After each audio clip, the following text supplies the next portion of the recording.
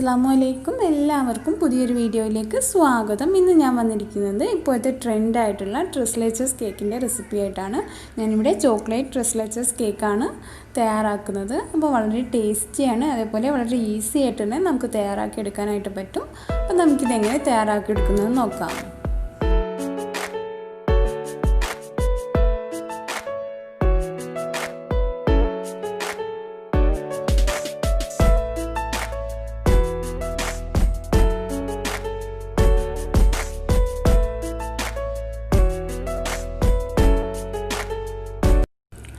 ആദ്യം തന്നെ നല്ല ക്ലീൻ ആയിട്ടുള്ളൊരു പാത്രം എടുക്കുക.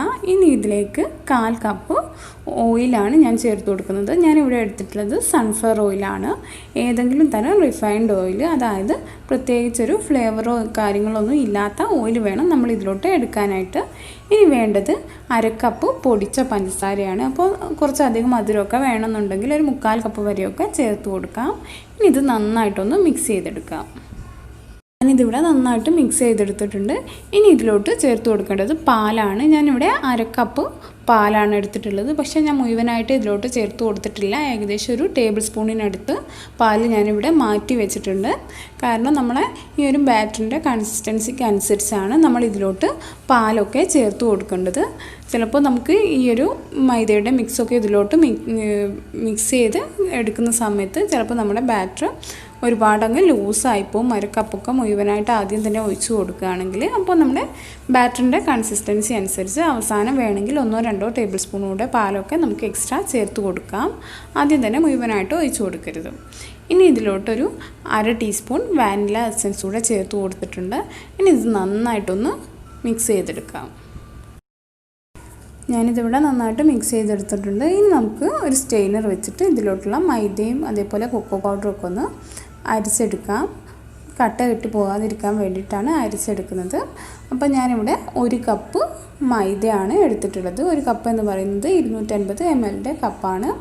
ഇനി ഇതിലേക്കൊരു 3 ടേബിൾ സ്പൂൺ കൊക്കോ പൗഡർ കൂടെ ഞാൻ ചേർത്ത് കൊടുക്കുന്നുണ്ട്. ഒരു 2 മുതൽ 3.5 ടേബിൾ സ്പൂൺ വരെയൊക്കെ നമുക്ക് ചേർത്ത് കൊടുക്കാം. അപ്പോൾ അത് കൊക്കോ പൗഡറിൻ്റെ ടേസ്റ്റ് ഇഷ്ടമാണെങ്കിൽ ഒരു 3.5 ടേബിൾ സ്പൂൺ വരെയൊക്കെ ചേർത്ത് കൊടുത്തോളൂ. ഇനി ഇതിലേക്കൊരു 1/4 ടീസ്പൂൺ ബേക്കിംഗ് പൗഡർ ചേർത്ത് കൊടുക്കാം. അതേപോലെ ഒരു 1/4 ടീസ്പൂൺ ബേക്കിംഗ് സോഡ, ഒരു നുള്ള് ഉപ്പ്, ഇത്രയും ചേർത്ത് കൊടുത്തതിന് ശേഷം ഒരു സ്പൂൺ വെച്ചിട്ട് ഇതൊന്ന് നന്നായിട്ട് ഇളക്കി കൊടുക്കുക. അതിന് ശേഷം ഒന്ന് തരിച്ചെടുക്കാം. ഇനി നമുക്കിത് നന്നായിട്ടൊന്ന് മിക്സ് ചെയ്ത് കൊടുക്കാം. നമുക്ക് മിക്സ് ചെയ്തെടുക്കാൻ ഏറ്റവും സൗകര്യമുള്ള എന്താണെന്ന് വെച്ചാൽ അത് വെച്ചിട്ട് വേണം മിക്സ് ചെയ്തെടുക്കാനായിട്ട്. അപ്പോൾ വിസ്ക് വെച്ചിട്ടോ അല്ലെങ്കിൽ സ്പൂൺ വെച്ചിട്ടൊക്കെ നമുക്കിത് മിക്സ് ചെയ്തെടുക്കാം. നമ്മൾ മിക്സ് ചെയ്തെടുക്കുന്ന സമയത്ത് ഒരേ ഡയറക്ഷനിൽ വേണം നമ്മൾ ഇത് ഇളക്കി കൊടുക്കാനായിട്ട്.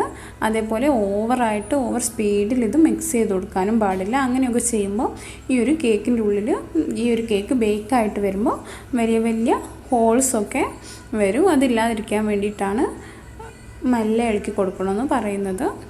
ഇനി നന്നായിട്ട് ഇതൊന്ന് മിക്സ് ചെയ്തെടുത്തിട്ട് ഞാൻ കാണിക്കാം. ഇതിവിടെ നന്നായിട്ട് മിക്സ് ചെയ്തെടുത്തിട്ടുണ്ട്. നമ്മൾ നേരത്തെ മാറ്റി വെച്ച ഒരു ടേബിൾ സ്പൂൺ പാല് ഞാൻ ഇതിലോട്ട് ചേർത്ത് കൊടുത്തിട്ടില്ല. ഇതിൻ്റെ കൺസിസ്റ്റൻസി കറക്റ്റായിരുന്നു. അപ്പോൾ എപ്പോഴും ഓർക്കുക, നമ്മൾ എഗ്ലെസ് കേക്കൊക്കെ ഉണ്ടാക്കുമ്പോൾ ഒരുപാട് ലൂസായിട്ട് നമ്മൾ ബാറ്റർ റെഡിയാക്കി എടുത്താൽ നമ്മുടെ കേക്ക് ചിലപ്പോൾ നന്നായിട്ട് തന്നെ പൊങ്ങിയൊക്കെ വരും. പക്ഷേ അതിൻ്റെ ഉൾഭാഗം നമുക്ക് നന്നായിട്ടങ്ങ് വെന്ത് കിട്ടില്ല. അപ്പോൾ കുറച്ചൊരു ടൈറ്റായിട്ടാണ് നമ്മൾ ഈ ഒരു എഗ്ലെസ് കേക്കൊക്കെ ഉണ്ടാക്കുമ്പോൾ അതിൻ്റെ ബാറ്റർ നിൽക്കേണ്ടത്. ഇനി നമുക്ക് ഈ ഒരു ബാറ്റർ കേക്ക് ടിന്നിലേക്ക് ഒഴിച്ച് കൊടുക്കാം. അപ്പോൾ കേക്ക് ടിന്നിൽ ഞാനൊരു ബട്ടർ പേപ്പർ വെച്ച് കൊടുത്തിട്ടുണ്ട്. ഇനി അതിൻ്റെ മുകളിൽ നന്നായിട്ട് ഓയിലൊന്ന് സ്പ്രെഡ് ചെയ്ത് കൊടുത്തതിന് ശേഷം നമുക്ക് ഇതിലോട്ട് ബാറ്റർ ഒഴിച്ച് കൊടുക്കാം. നമ്മുടെ ബാറ്ററിൻ്റെ കൺസിസ്റ്റൻസി ഇതാണ്. ഇതേപോലെ മടങ്ങി വേണം നമ്മുടെ ബാറ്റർ വിൽക്കാനായിട്ട്. അങ്ങനെയാണെങ്കിൽ നമുക്ക് കറക്റ്റായിട്ട് ഈ ഒരു കേക്ക് വെന്ത് കിട്ടും. അല്ലാതെ ലൂസാണെങ്കിൽ ഈ ഒരു കേക്കിൻ്റെ ഉൾഭാഗമൊന്നും നമുക്ക് നന്നായിട്ട് വെന്ത് കിട്ടില്ല. ഞാനിവിടെ ബാറ്റർ മുഴുവനായിട്ട് ഈ ഒരു കേക്ക് ടിന്നിലേക്ക് ഒഴിച്ച് കൊടുത്തിട്ടുണ്ട്. ഇനി നന്നായിട്ട് ഇതൊന്ന് ചുറ്റിച്ച് കൊടുക്കുക. അപ്പോൾ ഈ ഒരു കേക്ക് ടിന്നിൻ്റെ എല്ലാ ഭാഗത്തോട്ടും അങ്ങ് ബാറ്റർ എത്തിക്കോളും. ഇനി നന്നായിട്ടൊന്ന് ടേപ്പ് ചെയ്ത് കൊടുക്കണം. ടേപ്പ് ചെയ്യുന്ന സമയത്ത് ഒരു 10-15 പ്രാവശ്യം ടേപ്പ് ചെയ്ത് കൊടുത്താൽ മതി. അതിനുശേഷം നമുക്ക് ബേക്ക് ചെയ്യാനായിട്ട് വെക്കാം. ഇതൊന്ന് ടാപ്പ് ചെയ്ത് കൊടുത്തതിന് ശേഷം ഒരു ടൂത്ത് പിക്ക് വെച്ചിട്ട് ഒന്ന് നന്നായിട്ട് വരഞ്ഞു കൊടുക്കുകയാണെങ്കിൽ അതിനുള്ളിലുള്ള എയർ ബബിൾസ് മുഴുവനായിട്ടൊന്ന് പോയി കിട്ടും. അപ്പോൾ ഞാനിവിടെ ടാപ്പ് ചെയ്തെടുത്തിട്ടുണ്ട്. നമുക്കിത് ബേക്ക് ചെയ്യാനായിട്ട് വെക്കാം. ചെയ്തെടുക്കാനായിട്ട് ഞാനിവിടെ ഒരു നോൺ സ്റ്റിക്കിൻ്റെ പാത്രമാണ് എടുത്തിട്ടുള്ളത്. അതിൻ്റെ അടിയിലൊരു ചെറിയ സ്റ്റാൻഡ് കൂടെ വെച്ച് കൊടുത്തിട്ടുണ്ട്. ഇത് നമുക്ക് കുക്കറിലും ഇതേപോലെ തന്നെ ചെയ്തെടുക്കാം. കുക്കറിൻ്റെ അടിയിൽ ഇതേപോലെ ഒരു ചെറിയ സ്റ്റാൻഡ് വെച്ച് കൊടുത്താൽ മതി. ഇനി നമുക്കിതൊരു 10 മിനിറ്റ് മീഡിയം ഫ്ലെയിമിൽ വെച്ചിട്ട് ഇതൊന്ന് പ്രീ ഹീറ്റ് ചെയ്തെടുക്കാം.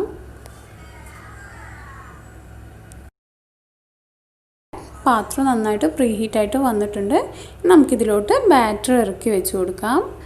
ഞാനിവിടെ നേരത്തെ നമ്മൾ ടാപ്പ് ചെയ്ത് വെച്ചതിന് ശേഷം ഈ ഒരു കേക്കിൻ്റെ മുകളിലേക്കൊക്കെ നന്നായിട്ട് എയർ ബബിൾസ് പൊങ്ങി വന്നിരുന്നു. അപ്പോൾ ഞാനൊരു സ്റ്റിക്ക് വെച്ചിട്ട് അതൊന്ന് വരഞ്ഞു കൊടുത്തിട്ടുണ്ട്. അതുകൊണ്ടാണ് മുകളിൽ ഇങ്ങനെ കാണുന്നത്.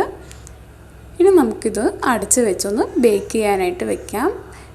ആദ്യത്തെ ഒരു മിനിറ്റ് മീഡിയം ഫ്ലെയിമിൽ വെക്കാം. അതിന് ശേഷം ലോ ഫ്ലെയിമിൽ വെച്ചിട്ടൊരു 40 മിനിറ്റ് ബേക്ക് ചെയ്തെടുക്കാം.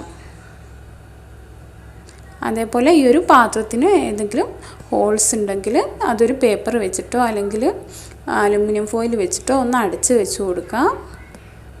ഇനി നമുക്കൊരു 40 മിനിറ്റ് വെയിറ്റ് ചെയ്യാം. കറക്റ്റ് 40 മിനിറ്റ് കഴിഞ്ഞിട്ടുണ്ട്. ഇനി നമുക്ക് അടുപ്പ് തുറന്ന് നോക്കാം. അടുപ്പ് തുറന്ന് നോക്കിയപ്പോൾ കേക്ക് നന്നായിട്ട് പൊങ്ങി വന്നിട്ടുണ്ട്. പക്ഷേ അതിൻ്റെ മുകൾ ഭാഗം കാണാൻ അത്ര ഭംഗിയില്ല. കാരണം ഞാനിത് സ്റ്റിക്ക് വെച്ചിട്ട് വരഞ്ഞു കൊടുത്തതിന് ശേഷം ഞാൻ ടാപ്പ് ചെയ്ത് കൊടുത്തിട്ടില്ലായിരുന്നു. അപ്പോൾ നിങ്ങൾ നന്നായിട്ടൊന്ന് ടാപ്പ് ചെയ്ത് കൊടുക്കുക. അപ്പോൾ ഞാനിത് സ്റ്റിക്ക് വെച്ചിട്ട് കുത്തി നോക്കിയപ്പോൾ നന്നായിട്ട് തന്നെ കേക്ക് ബേക്ക് ആയിട്ടുണ്ട്. നമ്മുടെ സ്റ്റിക്ക് മേലൊന്നും പറ്റി പിടിച്ചിട്ടില്ല. ഇനി നമുക്ക് ഫ്ലെയിം ഓഫ് ചെയ്ത് ഈ ഒരു കേക്ക് പുറത്തോട്ട് വെക്കാം. കേക്ക് നന്നായിട്ട് ചൂടാറി വരുമ്പോഴേക്ക് നമുക്ക് ഇതിലോട്ടുള്ള മിക്സ് ഒന്ന് റെഡിയാക്കി എടുക്കാം. അപ്പോൾ അതിനായിട്ട് ഞാനിവിടെ ഒരു പാത്രത്തിലേക്ക് 1.25 കപ്പ് പാൽ ഒഴിച്ച് കൊടുത്തിട്ടുണ്ട്. ഇനി ഇതിലേക്കൊരു 3 ടേബിൾ സ്പൂൺ പാൽപ്പൊടി കൂടെ എടുത്ത് അതിലോട്ടൊരു 3 ടേബിൾ സ്പൂൺ അല്ലെങ്കിൽ ഒരു 4 ടേബിൾ സ്പൂണ് പാൽ കൂടെ എക്സ്ട്രാ ഒഴിച്ച് കൊടുക്കാം. ഈ ഒരു പാൽപ്പൊടി മിക്സ് ചെയ്തെടുക്കാൻ ആവശ്യത്തിന് പാൽ ഒഴിച്ച് കൊടുക്കുക. നന്നായിട്ടൊന്ന് മിക്സ് ചെയ്തെടുത്തതിന് ശേഷം നമുക്ക് ഈ ഒരു പാലിലേക്ക് ചേർത്ത് കൊടുക്കാം. ഒട്ടും കട്ടയില്ലാതെ വേണം നമ്മളിത് മിക്സ് ചെയ്തെടുക്കാനായിട്ട്. അപ്പോൾ ഞാനിതിവിടെ നന്നായിട്ട് മിക്സ് ചെയ്തെടുത്തിട്ടുണ്ട്. ഇനി നമുക്കിത് പാലിലേക്ക് ഒഴിച്ച് കൊടുക്കാം. ഒഴിച്ച് കൊടുക്കുന്ന സമയത്ത് നന്നായിട്ട് ഇളക്കി കൊടുക്കുക, അല്ലെങ്കിൽ പെട്ടെന്ന് തന്നെ ഇത് കട്ട പിടിച്ച് പോകും. ഞാനിതിവിടെ ഒരു 3 മിനിറ്റ് നന്നായിട്ട് തിളപ്പിച്ചെടുത്തിരുന്നു. ഇനി ഇതിലേക്കൊരു 4 ടേബിൾ സ്പൂൺ പഞ്ചസാര ചേർത്ത് കൊടുക്കാം. അതേപോലെ ഒരു 3 പീസ് ഡാർക്ക് ചോക്ലേറ്റ് ഇതുണ്ടെങ്കിൽ ചേർത്ത് കൊടുത്താൽ മതി. ഉണ്ടെങ്കിൽ പ്രത്യേക ഒരു ടേസ്റ്റാണ് ഇതുകൂടെ ചേർത്ത് കൊടുക്കുമ്പോൾ. ഈ ഒരു ചോക്ലേറ്റ് കേക്ക് ആയതുകൊണ്ട് ചേർത്ത് കൊടുത്താൽ നല്ലതാണ്. ഇനി നമുക്കിത് നന്നായിട്ട് മെൽട്ടായി വരുന്ന വരെ ഇളക്കി കൊടുത്തുകൊണ്ടിരിക്കാം. ഇപ്പോൾ നമ്മുടെ ചോക്ലേറ്റൊക്കെ നന്നായിട്ട് മെൽട്ടായി വന്നിട്ടുണ്ട്. ഇനി നമുക്ക് ഫ്ലെയിം ഓഫ് ചെയ്യാം. നമ്മൾ ഈ ഒരു മിൽക്ക് മെയ്ഡിൻ്റെ ആ ഒരു മിക്സിന് പകരമായിട്ടാണ് പാൽപ്പൊടിയോ അതേപോലെ ചോക്ലേറ്റൊക്കെ ചേർത്തിട്ട് ഈ ഒരു മിക്സ് ഉണ്ടാക്കി എടുത്തിട്ടുള്ളത്. ഇനി ഇത് നന്നായിട്ട് ചൂടാറിയതിന് ശേഷം നമുക്ക് കേക്കിന് മുകളിൽ ഒഴിച്ചു കൊടുക്കാം. കേക്ക് ഇവിടെ നന്നായിട്ട് ചൂടാറി വന്നിട്ടുണ്ട്. നമുക്കിതൊന്ന് ഫോർക്ക് വെച്ചിട്ടൊന്ന് കുത്തി കൊടുക്കാം. ഫോർക്ക് അല്ലെങ്കിൽ കത്തി വെച്ചിട്ടോ അല്ലെങ്കിൽ സ്റ്റിക്ക് വെച്ചിട്ടൊക്കെ കുത്തി കൊടുക്കാം. ഈ ഒരു കേക്കിൻ്റെ ഉള്ളിലേക്ക് നമ്മൾ നേരത്തെ റെഡിയാക്കി വെച്ചിട്ടുള്ള ആ ഒരു മിക്സ് നന്നായിട്ട് ഇറങ്ങി ചെല്ലാൻ വേണ്ടിയിട്ടാണ് ഇതേപോലെ കുത്തി കൊടുക്കുന്നത്. അപ്പം മുഴുവനായിട്ട് നന്നായിട്ടൊന്ന് കുത്തി കൊടുക്കാം. ഇനി നമുക്കിതിലേക്ക് നമ്മൾ നേരത്തെ റെഡിയാക്കി വെച്ചിട്ടുള്ള ആ ഒരു മിക്സ് കൂടെ ഒന്ന് ഒഴിച്ച് കൊടുക്കാം. ഒഴിച്ച് കൊടുക്കുന്നതിന് മുമ്പേ ഒരു സ്റ്റെയിനർ വെച്ചിട്ട് ഒരു പ്രാവശ്യമെങ്കിലും ഒന്ന് അരിച്ചെടുത്തതിന് ശേഷം വേണം ഒഴിക്കാനായിട്ട്. കാരണം ഇതിൽ പാലിൻ്റെയൊക്കെ ചെറിയ പാടകളൊക്കെ ചൂടാറി വരുമ്പോൾ വരാൻ ചാൻസ് ഉണ്ട്. അതേപോലെ ഒഴിച്ച് കൊടുത്തതിന് ശേഷം ആദ്യം കുറച്ച് ഒഴിച്ച് കൊടുക്കുക. അതിന് ശേഷം ഈ ഒരു പാത്രത്തിൻ്റെ എല്ലാ ഭാഗത്തോട്ടും ഒന്ന് ചുറ്റിച്ച് കൊടുക്കുക. അതിന് ശേഷം ബാക്കി ഒഴിച്ച് കൊടുക്കാം. അതേപോലെ സൈഡ് ഭാഗത്തേക്ക് ഓവറായിട്ട് ഒഴിച്ച് കൊടുക്കേണ്ട ആവശ്യമില്ല. കാരണം നമ്മൾ ഇതിൻ്റെ ആ ഒരു സൈഡ് ഭാഗമൊക്കെ 4 ഭാഗവും നമ്മൾ കട്ട് ചെയ്ത് ഒഴിവാക്കും അവസാനം. അതുകൊണ്ട് സെൻറ്റർ ഭാഗത്ത് തന്നെ അധികം ഒഴിച്ച് കൊടുത്താൽ മതി. ഞാനിതിവിടെ മുഴുവനായിട്ട് ഒഴിച്ച് കൊടുത്തിട്ടുണ്ട്. ഇത് നന്നായിട്ടൊന്ന് ചുറ്റിച്ച് കൊടുക്കാം. ഈ ഒരു കേക്കിൻ്റെ എല്ലാ ഭാഗത്തോട്ടും ഈ ഒരു മിക്സ് എത്താൻ വേണ്ടിയിട്ടാണ് ചുറ്റിച്ച് കൊടുക്കുന്നത്. ചുറ്റിച്ച് കൊടുത്തതിന് ശേഷം നമുക്കിതൊരു 20 മിനിറ്റ് ഫ്രിഡ്ജിൽ വെക്കാം. ആ ഒരു സമയം കൊണ്ട് ഈ ഒരു കേക്ക് നന്നായിട്ട് തന്നെ സെറ്റായി കിട്ടും. സെറ്റായി വരുമ്പോഴേക്ക് നമുക്കിതിലോട്ടുള്ള വിപ്പിംഗ് ക്രീം ഒന്ന് റെഡിയാക്കി എടുക്കാം. അപ്പോൾ അതിനായിട്ട് ഞാനിവിടെ 1 കപ്പ് വിപ്പിംഗ് ക്രീം എടുത്തിട്ടുണ്ട്. ഇനി നന്നായിട്ടൊന്ന് ബീറ്റ് ചെയ്തെടുക്കാം. നമുക്ക് ഈ ഒരു വിപ്പിംഗ് ക്രീമിലേക്ക് വേണമെങ്കിൽ ഒരു 3 ടേബിൾ സ്പൂൺ കൂടെ പൊടിച്ച പഞ്ചസാര ചേർത്ത് കൊടുക്കാം. പക്ഷേ ഞാനിവിടെ ചേർത്ത് കൊടുക്കുന്നില്ല, കാരണം നമ്മുടെ ഓൾറെഡി വിപ്പിംഗ് ക്രീമിലൊക്കെ മധുരം ഉണ്ടാകും. എക്സ്ട്രാ ആവശ്യമുള്ളവർ മാത്രം ചേർത്ത് കൊടുക്കുക. ഇനി നമുക്കിത് നന്നായിട്ടൊന്ന് ബീറ്റ് ചെയ്തെടുക്കാം. ഞാനിതിവിടെ ഒരു 8 മിനിറ്റിനടുത്ത് ബീറ്റ് ചെയ്തെടുത്തിട്ടുണ്ട്. ഇനി ഇതിലേക്കൊരു 1.5 ടേബിൾ സ്പൂൺ കൊക്കോ പൗഡർ കൂടെ ചേർത്ത് ഒന്നുകൂടെ ബീറ്റ് ചെയ്തെടുക്കാം. ഈ ഒരു കൊക്കോ പൗഡർ ഈ ഒരു വിപ്പിംഗ് ക്രീമിൽ നന്നായിട്ടൊന്ന് മിക്സായി വരുന്ന വരെ മാത്രം ബീറ്റ് ചെയ്തെടുത്താൽ മതി. നമ്മളിത് ബീറ്റ് ചെയ്തെടുക്കുന്ന സമയത്ത് ഒരു സ്പൂൺ വെച്ചിട്ട് നന്നായിട്ടൊന്ന് മിക്സ് ചെയ്ത് കൊടുക്കുക. അതിന് ശേഷം ബീറ്റ് ചെയ്യുക. അങ്ങനെ ആകുമ്പോൾ നമുക്ക് പെട്ടെന്ന് തന്നെ ബീറ്റ് ചെയ്തെടുക്കാൻ പറ്റും. അല്ലാതെ നമ്മളിത് ഓവർ ബീറ്റ് ചെയ്ത് കഴിഞ്ഞാൽ നമുക്ക് ഈ ഒരു കേക്കിന് നല്ലൊരു ഫിനിഷിങ് കിട്ടില്ല. അതുകൊണ്ട് പെട്ടെന്ന് തന്നെ മിക്സ് ചെയ്തെടുക്കുക. ഈ ഒരു കേക്കിനെന്നല്ല, ഏതൊരു കേക്കിനും നമ്മൾ ഐസിങ് ചെയ്യുമ്പോൾ ഓവർ ബീറ്റിംഗ് ആയി പോയാൽ നല്ലൊരു ഫിനിഷിങ് കിട്ടില്ല. അപ്പോൾ ഞാനിതിവിടെ നന്നായിട്ട് ബീറ്റ് ചെയ്തെടുത്തിട്ടുണ്ട്. ഇനി നമുക്ക് നമ്മുടെ കേക്കിൻ്റെ മുകളിലേക്ക് ഇത് സ്പ്രെഡ് ചെയ്ത് കൊടുക്കാം.